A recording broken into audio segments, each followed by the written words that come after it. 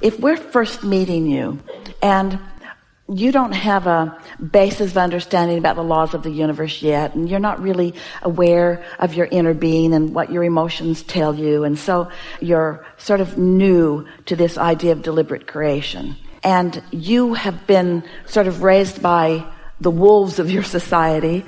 We just like saying raised by wolves, but where you're used to pushing against things and all of that sort of thing. Then in our beginning conversations, we would talk to you about the value of positive thought and the value of looking for things to appreciate. And we would show you how much better you might feel. But in many ways, once you accept the bigness of who you are, and once you understand that you are an extension of source energy, and once you understand that you are on the leading edge and that you are a prime participant in the creating of worlds, and once you begin to feel the bigness of all of this energy, then we want to talk about the tapping into the energy before you find the subject of attention. And when you tap into that kind of energy, there are bigger thoughts, and that's what you're beginning to feel. You're starting to feel the value in the energy itself, and then letting the inspiration to the subjects at hand being inspired to you. So it's the difference between thinking a thought so that I can be in the vortex. Over time, this is the evolution of our conversation with so many of you. We said, you create your own reality, and you said, yeah. And then you said, oh good. And then you said, yikes, I create my own reality. And then we said, let's talk about deliberate creation. And you said, yes, I want to be in control, deliberate creation. And then you got so involved in your deliberate creation that you stopped having fun with it. So then we said, yes, you are a deliberate creator, and the laws of the universe abound, and law of attraction is what manages it all. But rather than thinking so hard about being a deliberate creator, understand that the contrast has caused you to create a magnificent vibrational reality, and now your work is to let yourself receive what you've created. So we put the emphasis upon being in a vibrational place where you could receive or allow. The art of allowing, we called that phase of the evolution. And then we began wanting to emphasize with you, because most of you didn't see it, that you're creating a vibrational world that for the most part you are holding yourself apart from. It's a vibrational world that exists, but you can't see it or hear it or smell it or taste it or touch it. And so you're taking no pleasure from it.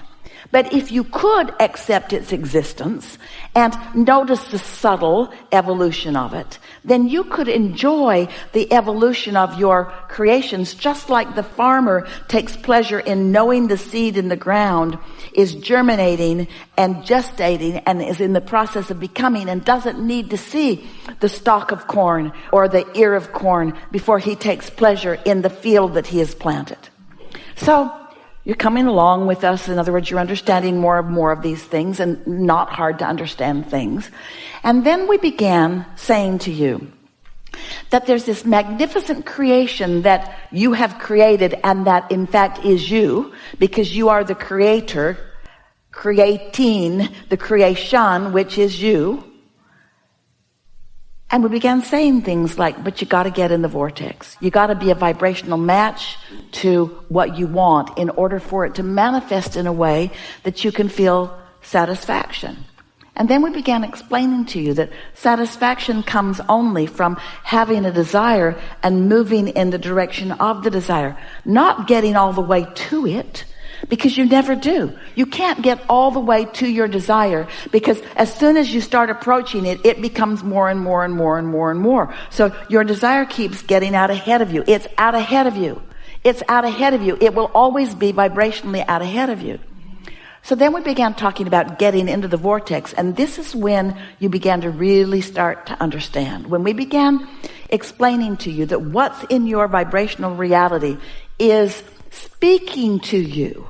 It has already become the thing that you ask it to be, and it will tell you where it is and how to find it if you are paying attention. In other words, it's the consciousness of your inner being. It's the consciousness of what you want to call God.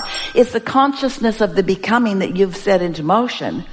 And that's the main event that you're reaching for. It's not the specifics of this creation or that one. It's the art of creating. It's the understanding that all things are possible. It's the becoming the creation because you know you're doing the creating.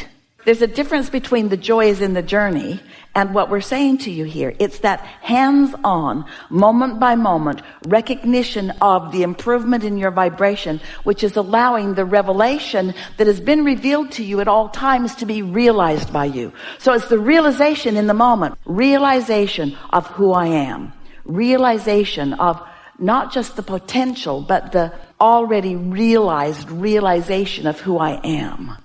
You bang around and ask for more. You cause source energy to be more. Source energy gets all revved up about what you have become, all excited about what you have created. We're all out ahead of all of that. You're used to calling past, present, and future past manifestations, present stuff I can see, and future stuff that's still coming. We call it all present tense because anything that's active now is present tense. So if we can talk you into caring about one thing and one thing only in your present tense, which is right now where all of your power is, if you can sync up with your awareness of your physical world through the perspective of your source, you've blended the whole of yourself. And now, maybe for the first time, you are the creator that you were born to be. Because not one of you said, I'm going into a body, but I'm going to ignore who I really am. I'm going into a physical body to test myself and to prove worthiness, which is the way most religions in a bogus way tell the story, you see. So what we're getting at here, and we know we're out there, and we also know you're with us. The things that you think you're dreaming about creating, you are, and they matter.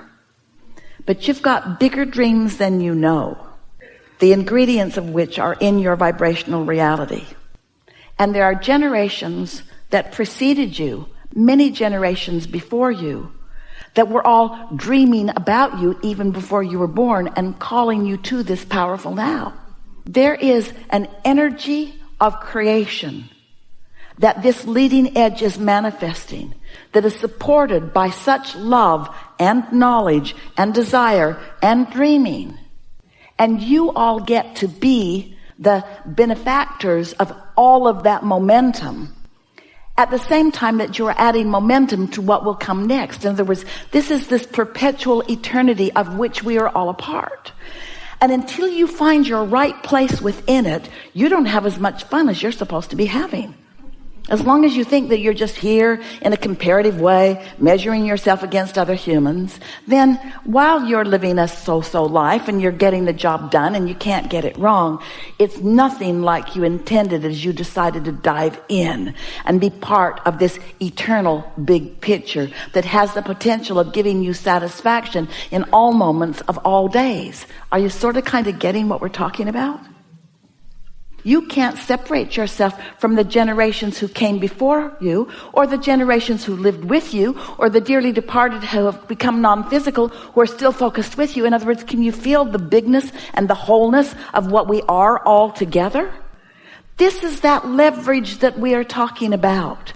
In other words, when you find things that are interesting to you to focus upon, but you know the big picture and you understand the blessed worthiness of who you are, and you let yourself be part of that whole with no need to carve out your place for reference or your place for worthiness or your place for attention, but instead you just accept that you are part of this magnificent whole and you let yourself play whatever part is appealing to you in this moment. Can you feel how the past, present, and future are all happening right now?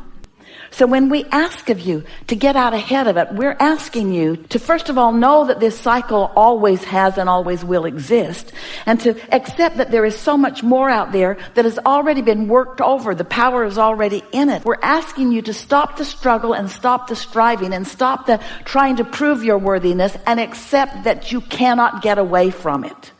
And in the moment that you accept that you are worthy, and then you take your exposure to life and you let the pieces that excited you be the things that you focus upon, so that the energy that creates world is flowing through you to the specifics of what you have carved out. Oh, That's when life starts feeling to you like you meant for it to feel, you see. You just have to find, thought by thought, which thoughts feel good to you, and not try so hard to make something happen with your thoughts. And that's the point that you help us talk about. Because we say to you, you are deliberate creators. And then we say to you, yes, you are deliberate creators. But more than that, you are allowers. And you say, allowers of what? And we say, allowers of what was set into motion that you set into motion. And you say, wait a minute, I thought you said I'm the creator of my own reality. And we say, we did say that you're the creator of your own reality, but that you've been creating it for a really long time. And you were creating it when things weren't going so well. And your vibrational reality or vortex has been amassing all the ingredients. And now what you are as a creator of your own reality is a willing participant in witnessing the coming together of a piece of something with a piece of something.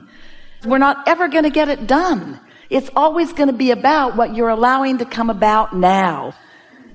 You're creating at many levels of your being. And life can be pleasurable for you no matter what level of consciousness that you're focused upon. But nothing is going to give you satisfaction, anything close to these understandings. Wanting to find the easiest way in. You know how when you prepay your parking, you're out ahead of it? You know how when you make a dinner reservation, you're out ahead of it? So those are physical ways of getting out ahead of it. And you know from life experience that when you get out ahead of it in those ways, it's a more pleasurable experience, isn't it? Rather than trying to talk your way onto an airplane to which you don't have a ticket, or park in a parking place where there isn't a place for you, driving around the parking garage around and around and around and around and there's no place for you. You've shown yourself that getting out ahead of it does bring some ease to your life experience. But you have not yet discovered the thrill and the power of getting out ahead of something energetically by dreaming it as specifically, and this is the answer to your question finally, by dreaming it as specifically as you can dream it and still let it take your breath away. Because your tendency, dear hearts, is to make it specific and then it starts to suck right away. Dreaming it doesn't feel practical enough. It doesn't feel meaty enough. It doesn't feel like it's got enough power in it. So you want to jump into action right now before you've allowed yourself to feel the fullness and the bigness of it. Can you see what we're getting at? We really got out here today, didn't we? Satisfying?